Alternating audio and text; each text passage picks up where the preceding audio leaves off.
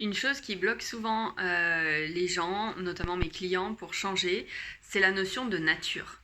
C'est quand on dit par exemple, moi je suis de nature fragile, de nature faible, de nature timide, susceptible, gna gna gna, en fait, c'est-à-dire c'est une identification qui s'est créée avec certains comportements temporaires mais qui du coup sont devenus comme des étiquettes qu'on s'est collées ou que d'autres personnes nous ont collées. Et du coup, on se identifie à ces comportements-là, parce qu'au final, le fait d'être susceptible, le fait d'être colérique, le fait d'être timide, etc., ce n'est que un comportement. Donc ce qu'on appelle un comportement répétitif, c'est une habitude. Et sur le long terme, ça devient un trait de caractère. Et ça bloque souvent les gens pour changer. Pourquoi? Parce que quelqu'un qui, par exemple, va dire introverti, va se dire, hein, évidemment, se dire introverti, en fait, peut-être qu'au fond, il ou elle, hein, il ou elle a envie d'être extraverti, parfois, ou juste au milieu, quoi. Non, ce qu'il pourrait appeler normal. Tout le monde a envie d'être normal dans leur tête, en fait. Bon, mais ça c'est un autre sujet, on parlera de la normalité dans une autre vidéo. Mais ça aussi c'est hyper riche et hyper intéressant comme blocage. Là, en fait c'est juste une illusion. Bref, la nature, voilà, pour quelqu'un qui se dit introverti, qui aimerait être parfois plus extraverti, va se dire en fait c'est ma nature. Donc c'est-à-dire va même pas... en fait le fait de considérer un truc comme sa nature, ça ferme les possibilités que ça soit différent. C'est comme si on se prend soi-même, on se met dans une petite boîte avec pas beaucoup de possibilités et paf, on va vivre avec cette petite boîte. Alors qu'en fait, on est illimité. Et nos comportements aussi. Tout peut changer. Quelqu'un de susceptible pendant 20 ans peut très bien se révéler en fait je m'en fous.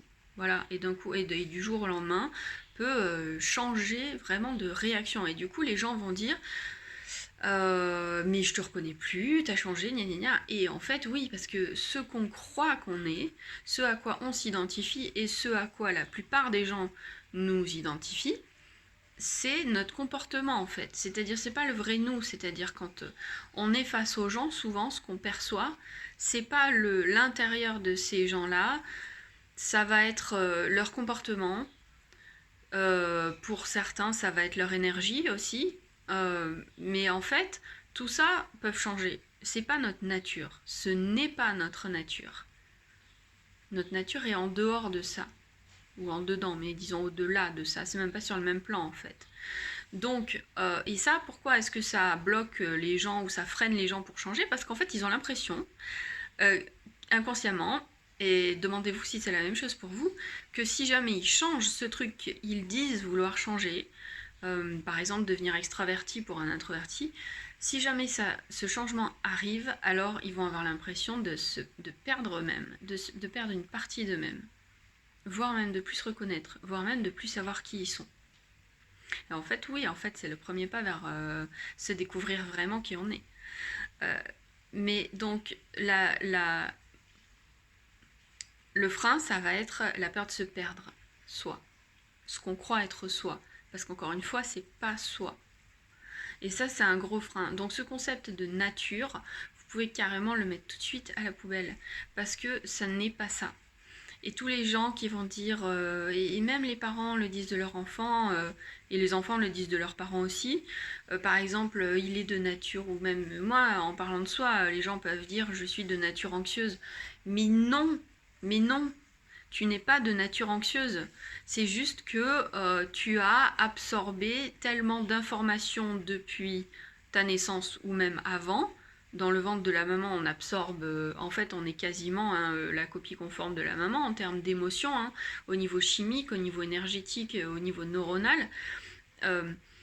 Tu as absorbé juste tellement de choses depuis tellement longtemps. En fait, tu ne t'es jamais connu sans, tu ne t'es jamais, dans un autre plan, oui, bien sûr, mais C'est-à-dire, consciemment, tu t'es jamais senti autrement, donc tu n'as même pas conscience que ça, cette couche, entre guillemets, elle peut partir. Donc tu t'es identifié avec ça. C'est comme... Oui, enfin, il me semble que c'est assez clair comment je l'expliquais, quoi. Voilà.